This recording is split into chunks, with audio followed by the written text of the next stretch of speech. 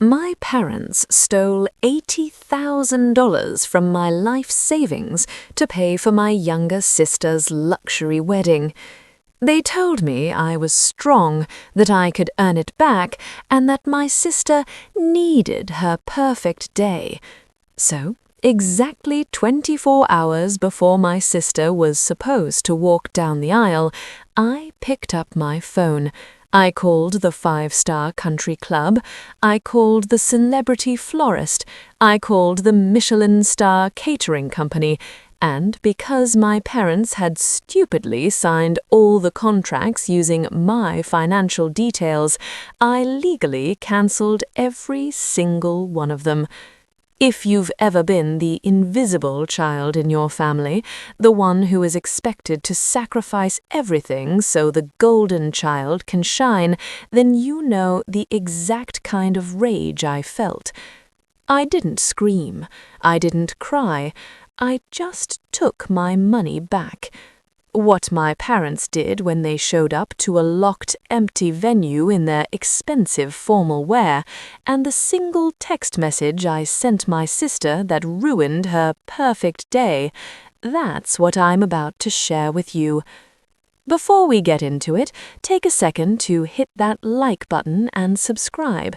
Let me know in the comments, have you ever had a toxic family member steal from you? Now, to understand how $80,000 vanished from my bank account, you need to understand the dynamic of my family. My name is Harper, I am 28 years old, and for my entire life I have been the family ATM, the backup plan, and the invisible daughter. My sister, Chloe, is 24. She is the golden child. Growing up, the rules were completely different for us. If I got an A- on a math test, my father, Arthur, would ask why it wasn't an A+. If Chloe managed to pass biology with a C, my mother, Diane, would buy her a new designer bag to celebrate her hard work. I paid my way through college by working night shifts at a hotel front desk. I drove a beaten-up Honda Civic with a broken heater. Meanwhile, Chloe went to a private university fully funded by my parents, drove a brand new BMW, and spent her summers finding herself in Europe. I never complained, I just worked harder.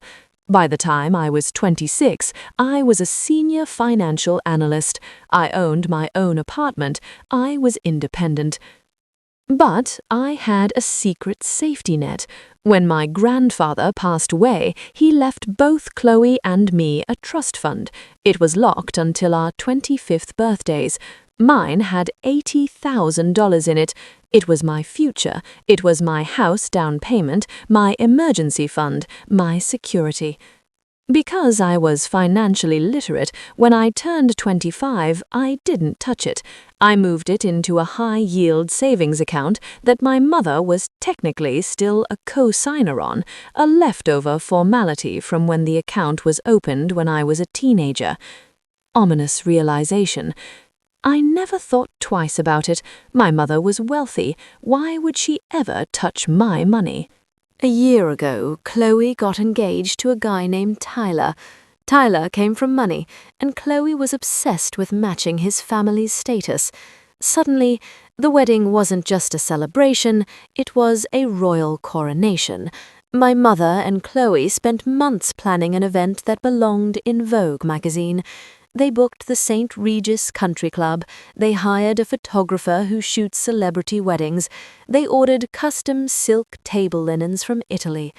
Whenever I asked my parents how they were affording a 6-figure wedding, my mother would just wave her hand dismissively. "Oh, Harper, don't worry your pretty little head about it," she would say. "We've made some smart investments. We're giving your sister the day she deserves." I was happy for her. I really was. I even bought Chloe a $2,000 espresso machine for her wedding gift.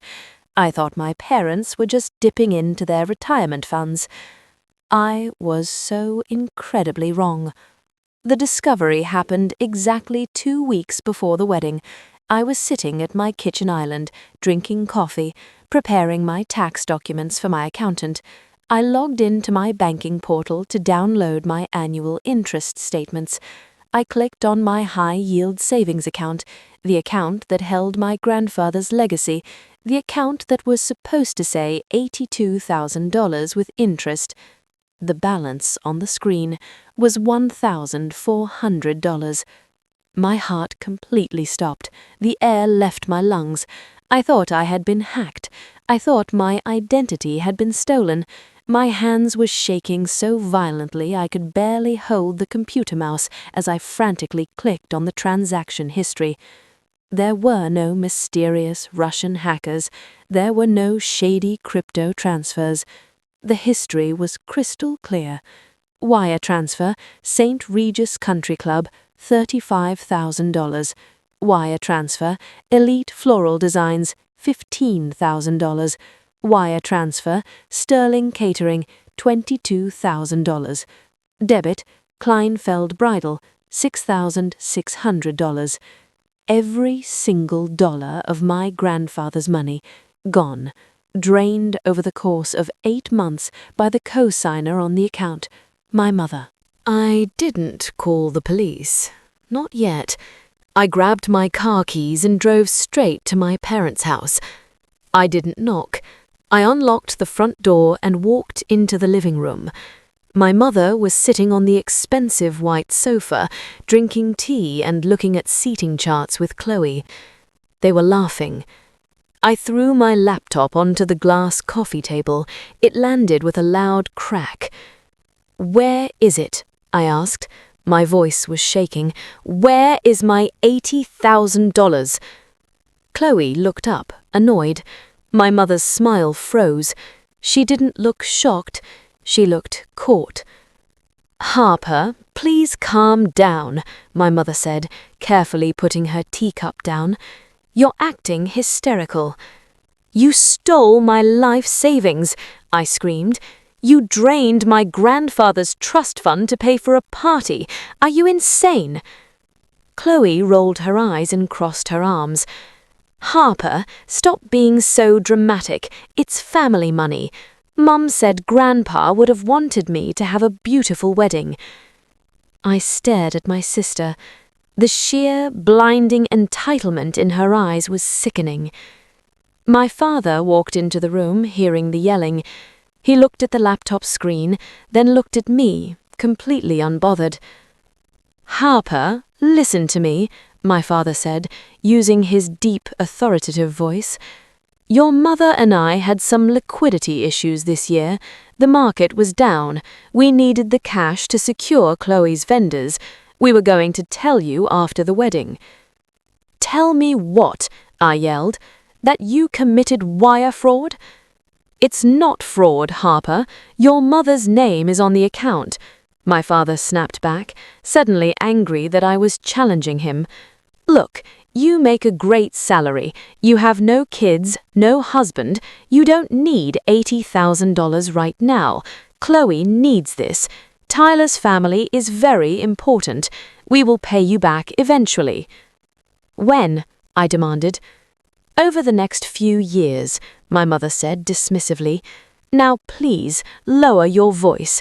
You are stressing the bride out, and her skin is going to break out before the rehearsal dinner." Bitter realization. They weren't sorry. They didn't care that they had stolen my security. To them, my money was just an unused asset sitting around, waiting to be spent on the child that actually mattered. Methodical observation. I looked at the three of them, my father glaring at me, my mother adjusting her seating charts, my sister checking her nails. Icy, dangerous calm. "You have exactly 1 week to put that money back." My voice was suddenly very calm. "Every single penny." My father scoffed. "Or what, Harper? You'll sue your own parents? Good luck explaining that to a judge. Your mother is a legal co-signer. Grow up and stop being selfish." I picked up my laptop. I didn't say another word. I just walked out. I didn't sleep that night. I sat at my dining table, staring at the printed bank statements. My father was legally right. Because my mother's name was on that old account, the police would call it a civil matter. Suing them would take years, and they would just drag it out until I gave up. But as I looked closer at the transactions, my financial analyst brain noticed something very specific. My mother hadn't just transferred the money to her own account. That would have taken 3 business days. To secure the vendors quickly, she had wired the money directly from my savings account to the businesses. I opened my laptop. I searched my email inbox for the names of the vendors. Because the wires came directly from an account with my name as the primary holder, the automated billing systems for these luxury companies had generated the receipts and digital contracts under the name of the payee. I found a digital DocuSign receipt from the St. Regis Country Club. Primary client, Harper Evans. I found the catering contract, billing client, Harper Evans. My parents were so arrogant and so careless that they didn't realize what they had done. By using my direct account to pay for the wedding, they had legally made me the primary client for the entire event. Chloe wasn't the client. My mother wasn't the client. I was.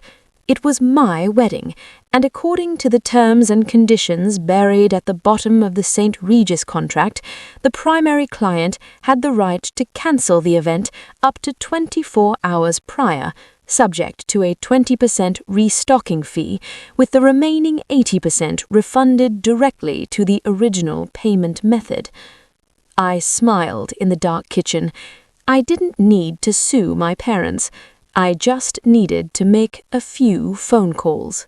I waited until exactly 24 hours before the wedding. It was a Friday morning. The rehearsal dinner was that night. Chloe was currently at a luxury spa with her bridesmaids, getting massages and drinking mimosas. At exactly 9 a.m., I picked up the phone. "Hi, St. Regis Events Department. This is Harper Evans, account number 4489. Yes, the wedding for tomorrow. I have a family emergency and I need to cancel the entire event." The coordinator on the phone gasped. She asked if I was sure. She reminded me about the 20% penalty. "I completely understand," I said calmly. "Please process the cancellation immediately and refund the remaining balance to the original account on file." "Done, Miss Evans. I'm so sorry for your emergency." I hung up. I called the florist. I cancelled $15,000 worth of imported white roses. I called the caterer. I cancelled the lobster tail and filet mignon dinner for 200 guests. Within 45 minutes, I had dismantled an $80,000 wedding. By noon, my bank app chimed. $64,000 had been refunded directly into a brand new private account I had opened the day before. I lost $16,000 to cancellation fees, but to me it was the price of freedom. I turned off my phone, packed a weekend bag, and drove to a cabin I had rented in the mountains, 3 hours away from the city. I turned my phone back on at 6 p.m. on Saturday, the exact time Chloe was supposed to be walking down the aisle. My phone completely froze. It was vibrating so hard it almost vibrated off the wooden table. 142 missed calls, 87 text messages. There were voicemails from my mother screaming so loudly the audio was distorted. There were voicemails from my father threatening to have me arrested. But the best texts were from Chloe. "Chloe, 2 p.m. Harper, what did you do? The venue just locked us out. They said the client cancelled. Mum is crying. Chloe, 3:15 p.m. Tyler's parents are here. There is no food. There are no flowers. Harper, answer the phone, you psychotic bitch. Defeated and bitter. Chloe, 5 p.m. You ruined my life. I have no wedding. Everyone went home. I hate you. I sat on the porch of the cabin, looking at the pine trees. I took a sip of my wine. Then I typed my one and only reply to the family group chat. Harper, you said I didn't need the money because I have no husband. You were right. But since it was my money, I decided I didn't want to buy a wedding anymore. Consider the $16,000 in cancellation fees my final gift to this family. Do not ever contact me again. I blocked their numbers. I blocked them on social media. It's been 8 months. Chloe didn't get her royal wedding.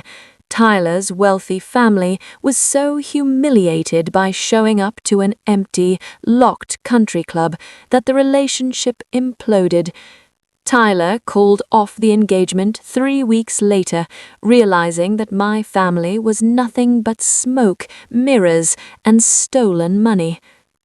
My parents tried to report me for theft, which the police literally laughed at, considering they were the ones who wired my money and I simply legally refunded my own purchases. They are now dealing with massive credit card debt, trying to keep up their wealthy lifestyle without my savings to secretly fund them.